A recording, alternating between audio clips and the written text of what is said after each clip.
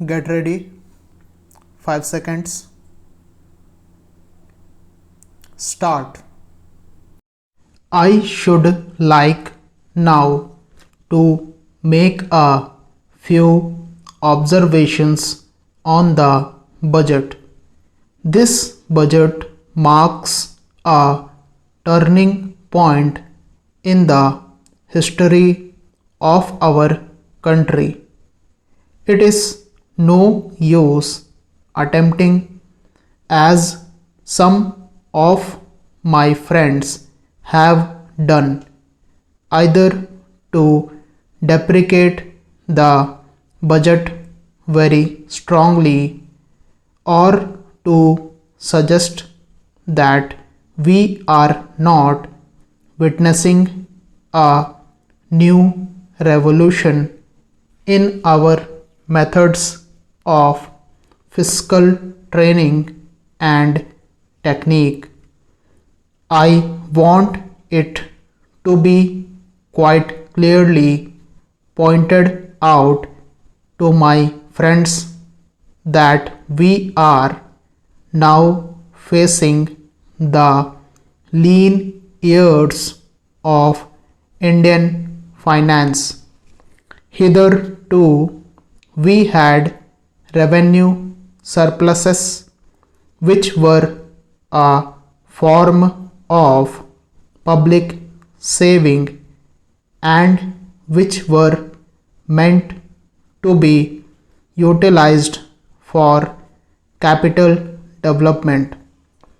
Hereafter, this form of revenue surplus would not be available. We have therefore to find out ways and means of implementing our great program of national reconstruction at minimum cost. My point is that the deficit on revenue account would be of the order of about rupees 19 to 20 crores. Here, let me point out that I do not agree with those of my friends in the finance department who have attempted to suggest that rupees 9 or 18 crores, which are obtained from Pakistan, should be put to the revenue side of the budget. They are to be put on the capital side. But that does not seriously alter the trend of my argument. What I am suggesting is that we would have to be prepared for a deficit of a much higher order even on the revenue side. That itself should make us realize that there are very many problems which we have to face and that we have to undertake ways and means of increasing the resources of our country so that it might be possible for us to have a greater amount of surplus or a greater amount of public saving for the purpose of financing capital development. The finance minister, in the course of his speech, Mr. Deputy Minister, pointed out that the deficits during the past 2 years were of the order of rupees 83 crores. I venture humbly to disagree with him because I feel that when we are talking of deficits, we must take into account the overall deficit incurred by the central government, and that would be of the order of rupees 200 crores. During the years of relatively light expenditure, we had a shortfall of about rupees 200 crores. Para. Undoubtedly, now when we are going to have a very great amount of expenditure, we might have a greater amount of deficit, and we would have to find out ways and means of trying to meet our capital expenditure. Some members have pointed out that deficit financing is good. Others have pointed out that it is poison.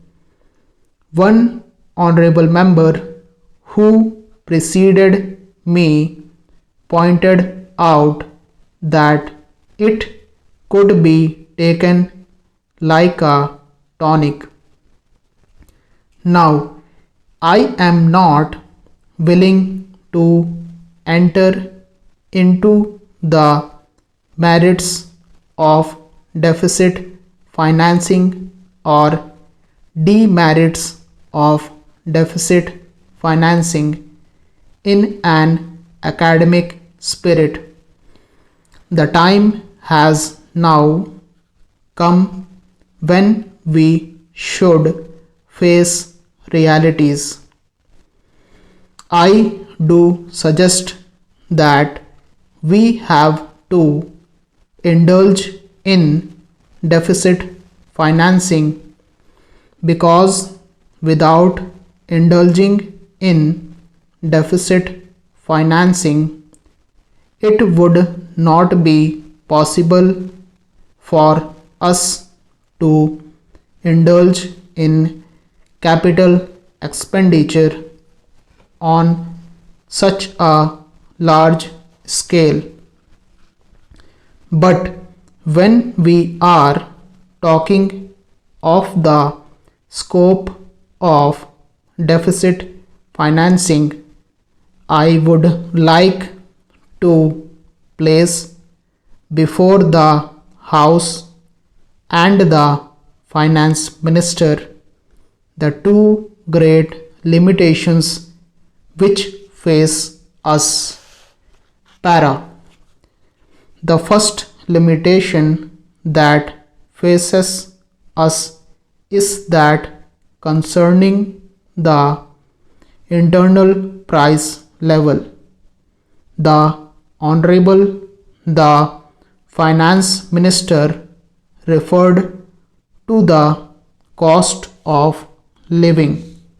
He said that he was going to keep a watch over the cost of living so that it may not shoot up within a short period and make a mess of the plans of capital development. But there is another limitation which has also to be borne in mind, a limitation which has not received as much notice as it should have done in all the discussions that have taken place on deficit financing. That limitation is the external limitation or the limitation which arises on account of our balance of payments position. I think this is as important, Mr. Deputy Speaker, as the internal price level, and I should like to elaborate that particular point a bit more because I feel that a time will shortly arrive when we might have either to reconsider our policy or might even have to leave the sterling club of which we are a member. Para. The second serious limitation is as serious as the first.